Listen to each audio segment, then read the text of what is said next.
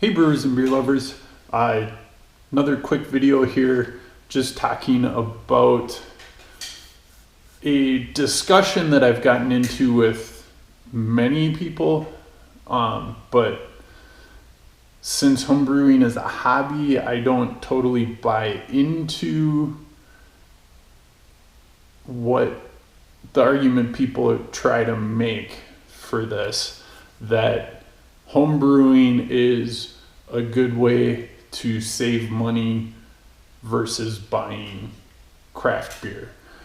Homebrewing is a hobby.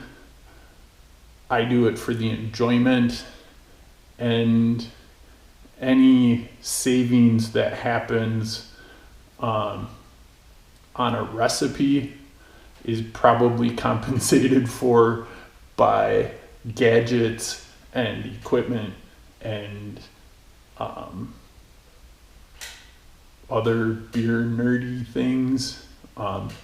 So like, I don't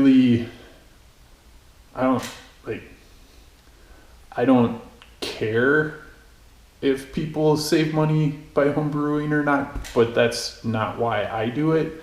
I also think that people who focus on saving money by homebrewing aren't, like, for some people maybe that's part of their fun. For me, I don't want my hobbies to be stressful where I need to feel like I'm justifying them.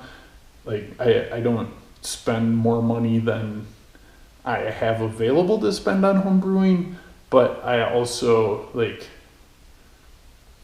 I have bought stuff for homebrewing that I intended to use, but used once and was like, oh yeah, that wasn't as good as I thought it was. But anyway, I think that people who make the argument that you can save money by homebrewing use the wrong example of beers to demonstrate how you can save money by homebrewing, because they go for making a very inexpensive, like, American light lager and then saying, look how cheap I can produce this batch of 5 gallons of American light lager for, like, I don't even remember what the amount was. It was less than 50 cents per bottle of beer. And so from that perspective, like, okay, less than 50 cents per bottle of beer is fine, whatever. But like, when you're comparing it against things like Natural Light, or back when I lived in Wisconsin, there was a regional brewery that made something called Cool Light, which was KUHL, I believe. I think it was like $14 per case.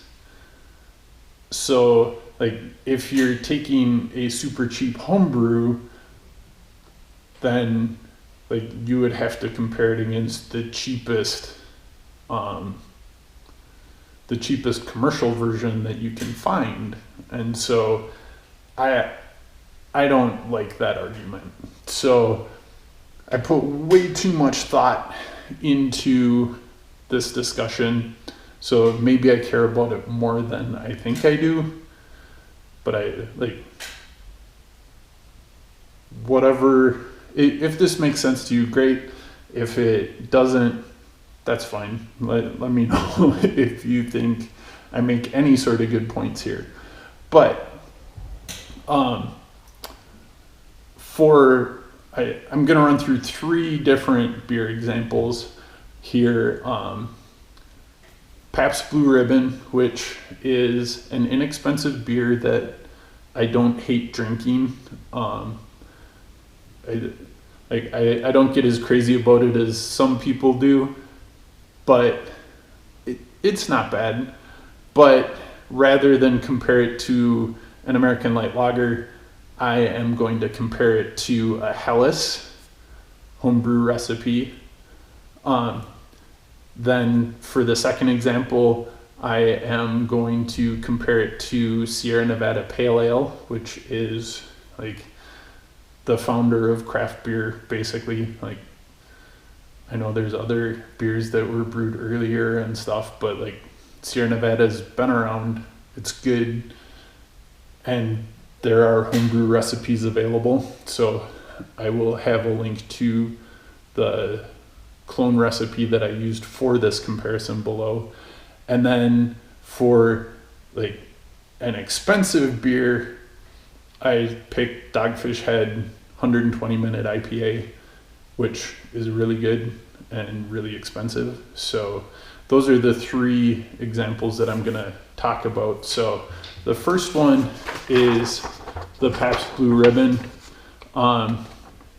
Where I am, I can get a 30 pack for $18.49. So 5 gallons is about 2 cases, so I just doubled that, even though there's bonus cans in a 30 pack.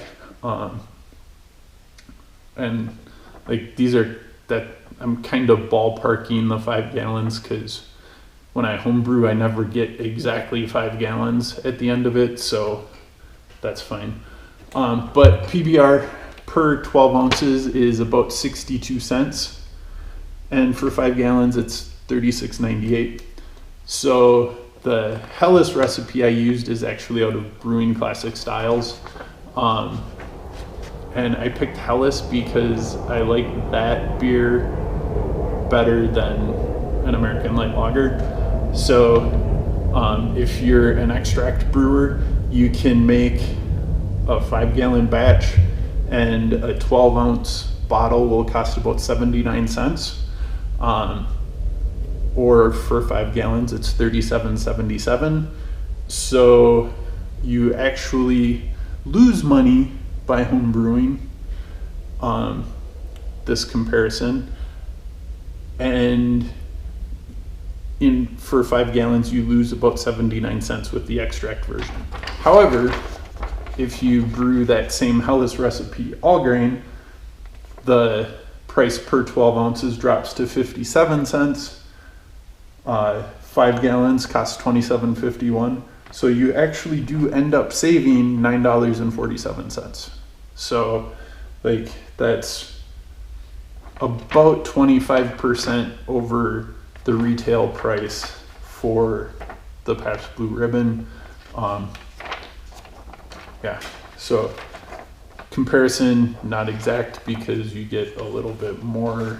Well, maybe the 30 pack is actually closer to what 5 gallons actually is, but for simplicity, I'm just using 2 cases as the commercial example for the comparison to 5 gallons.